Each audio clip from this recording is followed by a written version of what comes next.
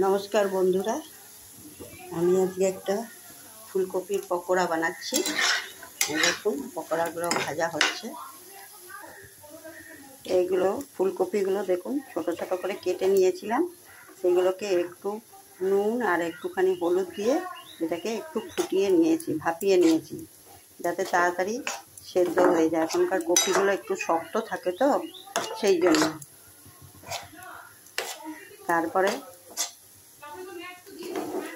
এর মধ্যে বেসন দিয়েছি আর কর্নফ্লাওয়ার দিয়েছি, একটু লঙ্কার গুঁড়ো দিয়েছি, একটু খাবার সোডা দিয়েছি, একটু নুন দিয়েছি, একটু গোটা পোস্ত দিয়েছি, একটু কালো জিরা দিয়েছি, দিয়ে এগুলোকে মাখিয়ে নিয়েছি।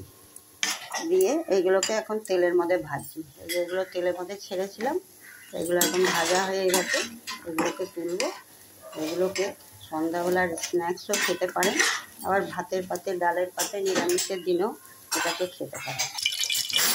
দেখুন এগুলোকে এমনি করে ছাড়ছি একটা একটা করে, ছোট ছোট করে কেটেছি যাতে তাড়াতাড়ি হয়ে যায়। বড় বড় করলে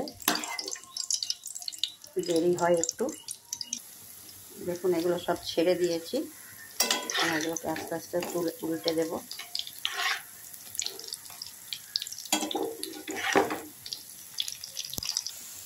দেখুন হয়ে গেছে পকোড়াগুলো, আমি এখন তুলে ফেলবো। দেখুন আমার ফুলকপির পকোড়াগুলো হয়ে গেছে। এমনি করে একবার ভেজে খাবেন, গরম গরম সস দিয়ে সন্ধ্যার সময়, খুব ভালো লাগে খেতে কিন্তু।